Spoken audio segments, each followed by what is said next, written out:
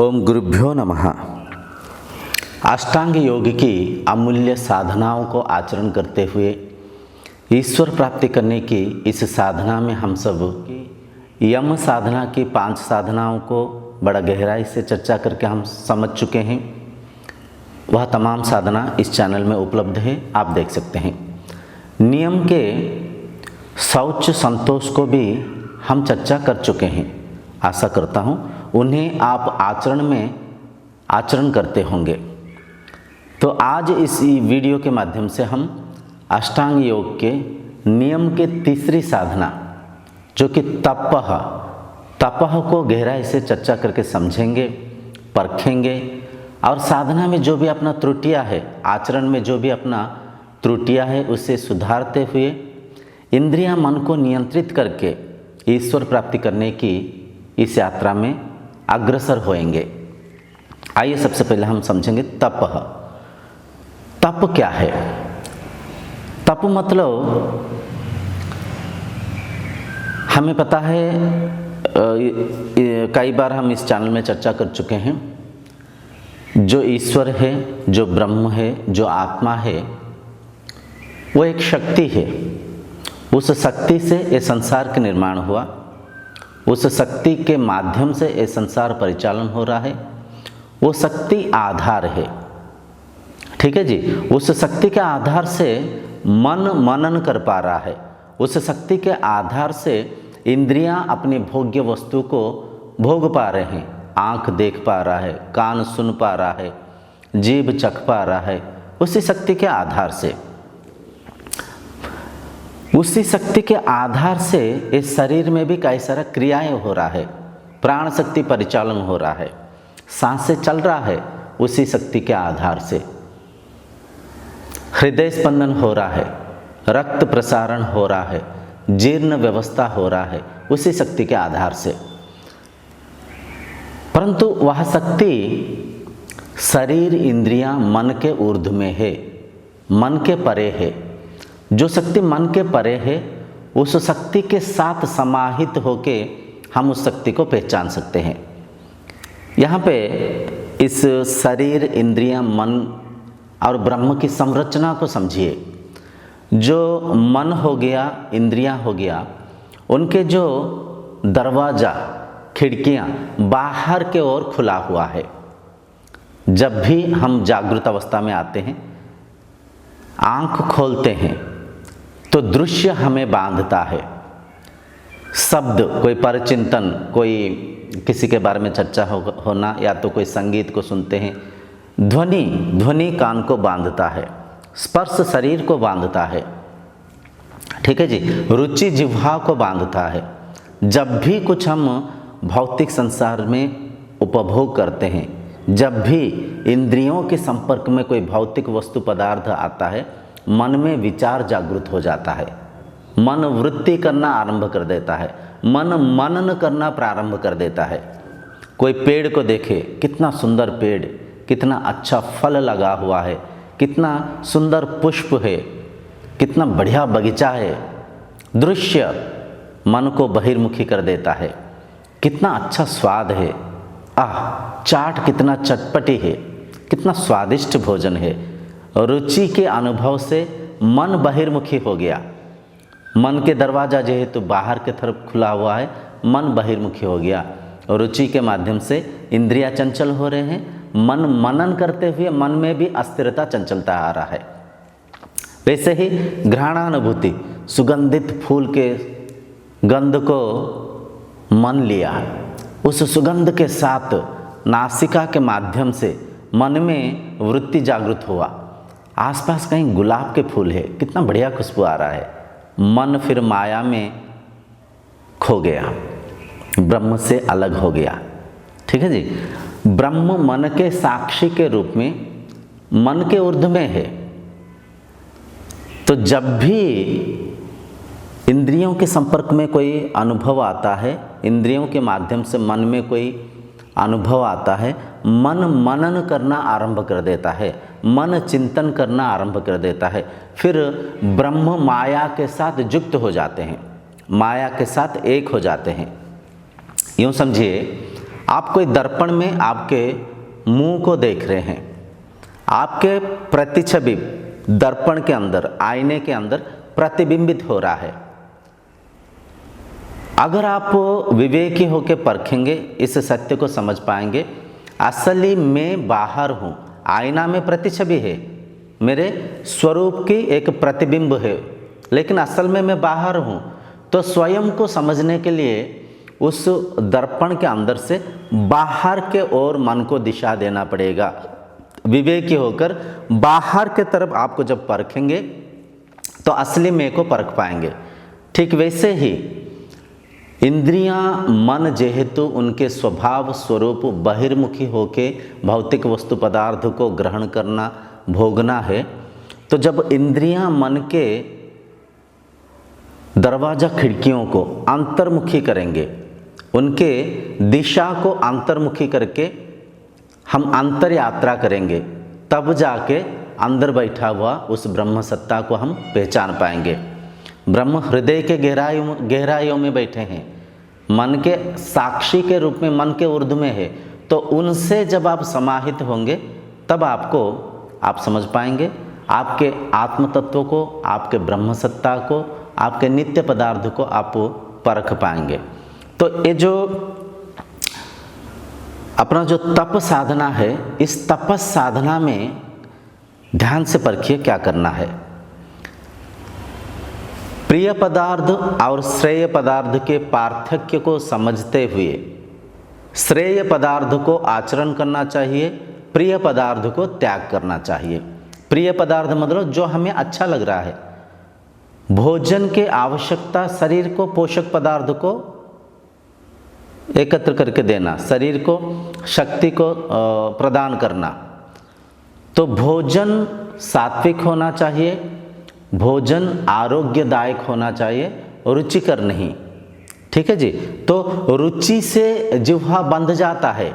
तेल, मसाले, ingredients, flavours, food colour, ये सब चटपटी चीज़ें जीभ को प्रिय लग रहा है, लेकिन ये शरीर के लिए श्रेष्ठ नहीं है, श्रेय नहीं है। तो भोजन को आरोग्य के लिए खाना चाहिए, ना कि जिह्वा के स्वाद के लिए। भोजन को तो केवल हम एक छोटा से उदाहरण के लिए माध्यम से समझे। तो वैसे ही इंद्रियों को, उनके जो भी भोग्य वस्तु को आप भोगते हैं, क्या ये वस्तु प्रिय है या श्रेय है, परखते हुए भोगना चाहिए। जो भी आप चर्चाएं करते हैं संग साथी के मेल में, क्या वो चर्चा प्रिय है, हमें अच्छा तो लग रहा है, क्या वो श्रेष्ठ है, वो हितकर है, परखते हुए चर्चा करना चाहिए। जो भी दृश्य को देखते हैं, जो भी श्रवणानुभूति को देखते हैं, इंद्रियों को उनके भोग्य वस्तु से नियंत्रण करना है। क्योंकि इंद्रियों की, मन के स्वभाव ये है, उनको जितना सुख देंगे, उनको जितना भौतिक मतलब अनुभव देंगे, वो उतना माया में बंधते जाएंगे, वो उतना सुख के व्याकुलता में चंचल होते जाएंगे। ठीक है जी। ये बात को हम सब अनुभव कर रखे हैं। जितना चटमटे चीज़ों को आँखों को दिखाएंगे, आँख उतने दृश्य के व्याकुलता में चंचल होगा, मन उतना अस्थिर और चंचल होगा। तो जब इंद्रियों को नियंत्रण करेंगे, इंद्रियों की भोग्य वस्तु से उनको काटेंगे, तो मन में थोड़ा सा दुख उत्पन्न होगा, अशांति उत्पन्न होगा। इस अशांति को ही तप कहते हैं, तपना। मुझे ऐसे चीज़ें खाने के अच्छा लगता है, ये मेरा फेवरेट फूड है, लेकिन मैं उसे नहीं खाऊंगा क्योंकि वो श्रेय नहीं है। मुझे ऐसे मूवीज़ देखना, ऐसे चटपटी चीज़ें देखना अच्छा लगता है, लेकिन मन को तड़पाते हुए, मन को तपाते हुए मेरे फेवरेट चीज़ों को नहीं देखूंगा, क्योंकि वो श्रेय नहीं है। प्रिय तो लग रहा है, लेकिन श्रेय नहीं है। सुबह उठना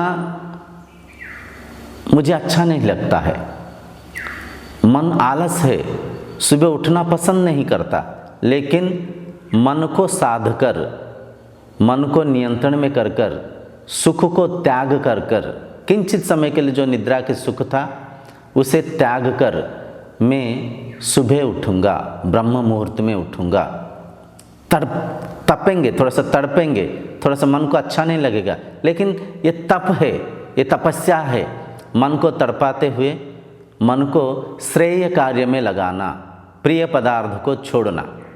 सुबह उठूँगा, मैं धारणा करूँगा, मैं व्यायाम करूँगा। कसरत करना अच्छा नहीं लगता है क्योंकि शरीर को थोड़ा सा कष्ट होता है, तकलीफ होता है, दर्द होता है, लेकिन उस दर्द को मैं सहूँगा। मैं आसन करूँगा, मैं व्यायाम करूँगा, मैं जिम जाऊँगा। ठीक है जी। तो ये तपस है, ये तपस है। तपस मतलब श्रेय कार्य में शरीर को लगाना, प्रिय पदार्थों से इंद्रियों को मुक्त करना। हर दिन शाम को पब में जाना, बार में जाना, उल्टा सीधा चीज़ें खाना, उल्टा सीधा चीज़ें पीना अच्छा लगता था, प्रिय लगता था, लेकिन वो श्रेय नहीं था। उसे त्याग करूँगा। हर दिन कुछ समय सत्संग करूँगा, मंदिर जाऊँगा, शास्त्र को पढ़ूँगा, सत्संग करूँगा। तो ये श्रेष्ठ है। कुछ दिन, कुछ पल, कुछ समय तो मन को कष्ट लगेगा, तड़पेगा मन, नहीं ये काम अच्छा नहीं लग रहा है, लेकिन उस तप को सहते हुए तपस्या करना पड़ता है, तपना पड़ता है। ठीक है जी। इससे कई कार्य है, कई चीज़ें हैं, उससे अगर हर एक चीज़ को परखें तो समय थोड़ा सा अधिक लगेगा। तो बस इतना परखिए, इतना समझिए। मन में काम वृत्ति जागृत करके मन में मनन करना बड़ा अच्छा लगता है, लेकिन मन को काम विचारों से मुक्त रखूँगा। काम क्रीड़ा करते समय किंचित सुख तो मिलता है, लेकिन वो श्रेय नहीं है, वो श्रेष्ठ नहीं है। वीर्य के हनन पतन करते हुए शरीर के क्षमता को क्षय कर रहे हैं, शरीर को मृत्यु के ओर अग्रसर कर रहे हैं। तो काम मुक्त जीवन जीऊँगा, प्रिय पदार्थ को त्याग करूँगा, श्रेय पदार्थ को ग्रहण करूँगा।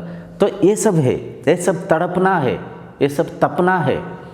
मन की जो विकार वृत्तियों को त्याग करूँगा, कोई कुछ क्रोध को त्याग करूँगा। एकदम गुस्सा आता है, उस गुस्से के ऊपर नियंत्रण करूँगा। कष्ट होगा, आपको कोई निंदा किए, आपको कोई उल्टा सीधा बात बोल दिए, उस समय मन में क्रोध आता है, मन में किसी को उल्टा सीधा बोलने की, प्रत्युत्तर देने की भावना जागृत होता है। लेकिन तप साधना को नियंत्रण करके, तप साधना को आचरण करके मैं कुछ कहूँगा नहीं, मैं उत्तर नहीं दूँगा, मैं सह जाऊँगा कुछ पल के लिए। कुछ पल के लिए जब आप सह जाएंगे, बाद में जब उस चीज़ को परखेंगे, कई बार ऐसे भी होता है, गलती अपना होता है, अनावश्यक हम दूसरों के ऊपर क्रोध को धारणा करते हुए चिढ़ते रहते हैं। तो तप मतलब ये चीज़ है, तड़पना, प्रिय श्रेय वस्तु के भेद को समझते हुए श्रेय पदार्थ को ग्रहण करना, आचरण करना, प्रिय पदार्थ को त्याग करना। वो शारीरिक क्रिया हो, इंद्रियों की उपभोग हो, मन की तल पे कोई मनन हो, चिंतन हो। ठीक है जी। ये है तप साधना। तो मन को निग्रह करके देखिए, आपके हर दिन के दिनचर्या को परखिए। क्या क्या कार्य आप ऐसे करते हैं जिसके प्रभाव, जिसके असर मन, इंद्रियां, शरीर के ऊपर बुरा हो रहा है, बुरा प्रभाव पड़ रहा है, उसे परखिए, उसे त्याग करिए, श्रेष्ठ पदार्थ को आचरण करिए। स्वयं को परखिए, मन के स्थिति को परखिए, मन के जो प्रोग्रामिंग ऑफ माइंड, खुद के नजरिया को परखिए, उसे परिवर्तन करिए। तो ये तपस है, तपस्या, तपना। ध्यान में बैठना अच्छा नहीं लगता है, धारणा करना अच्छा नहीं लगता है, लेकिन मैं प्रयत्न करूँगा, मैं प्रयास करूँगा।